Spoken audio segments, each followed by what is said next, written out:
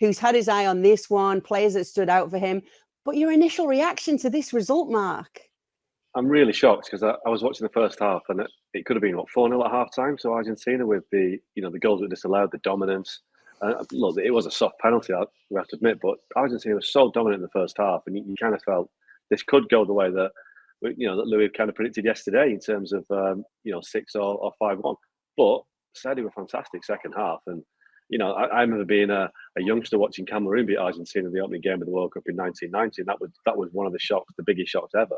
This is up there with it because Argentina aren't the defending world champions as they were back in 1990, but highest ranked team, third ranked team in the world, 3 years unbeaten, and they've been beaten by a team that are ranked lower than Iran, who lost so heavily to England on Monday. So a massive result. And I think it's really good for the World Cup because one thing that this World Cup has lacked so far is that sense that the host nation is really kind of up for it. Well, obviously Saudi aren't the host nation, but the reaction in the streets as the final whistle went and when the goals went in was loud. There was cheers, there was horn peeping, and Saudi's on the border, so it means that the Middle East has got a team that can really get behind those. It's great for the World Cup itself.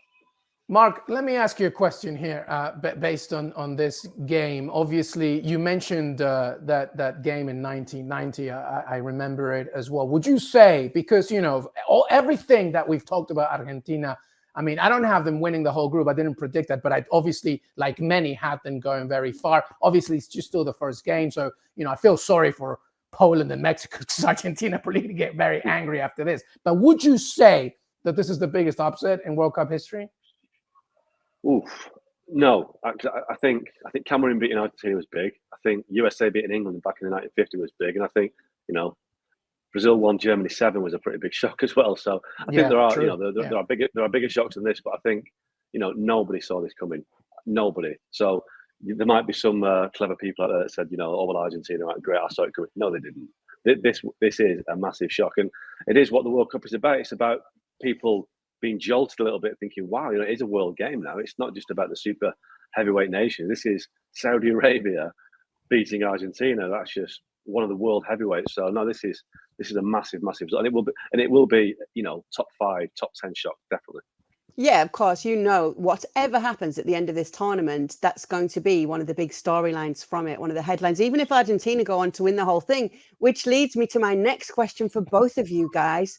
Are Argentina still group favourites after this loss, Luis? Well, listen, Mark was saying it before jumping in before we taped, and it's a good point. Perhaps this is one of those, that meme, like this. Perhaps this is Argentina saying, we kind of want to come second in this group, so we don't have to face Brazil in the knockout stages, which is a really good so it was point. all part of the plan. All part of the plan from Lionel Scaloni. Now, listen, I'm going to give a few props here to our Spanish brothers here. Barak Fever from ESPN Deportes had been worried about Argentina from the beginning. And usually the reason why I said I don't think I had them winning at all throughout the whole thing is I did not see this coming. But the reason why I didn't compare them as strong as Brazil is because Argentina are a team.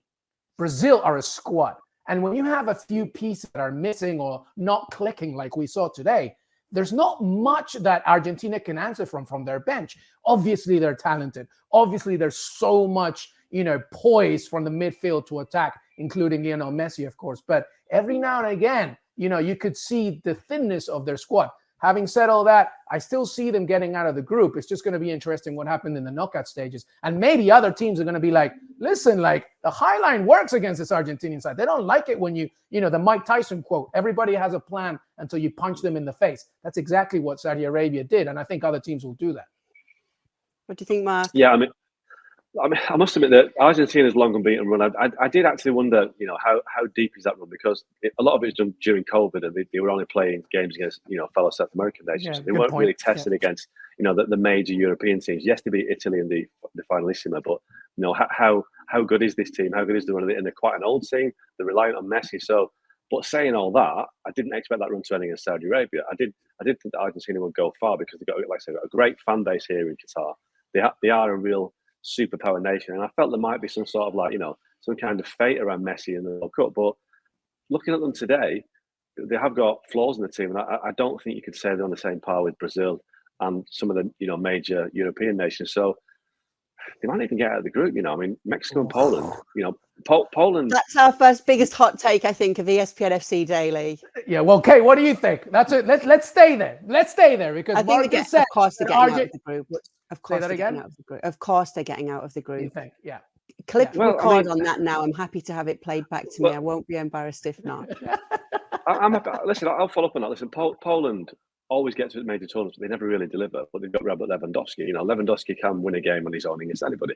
And Mexico, I think Mexico, again, one of these very good teams, always get out of the groups at a World Cup, but don't go much further than that. But Mexico they've got a confidence about them, but does that confidence extend to playing Argentina or Brazil? Are they prepared or good enough to go that step and beat the likes of Argentina and Brazil? So the group is still there for Argentina to get out of, but they've lost what was supposedly the easiest game.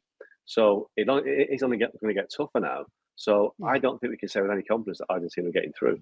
Yeah, let's remember that historically speaking, right, the moment you lose the opening game in the group stages, the chances of you getting out of the group, it doesn't matter who you are, right, it becomes trickier. And by the way, I've talked about France a long time, right? Every time they do something, one World Cup, the next World Cup, they don't do anything, they don't get out of the group.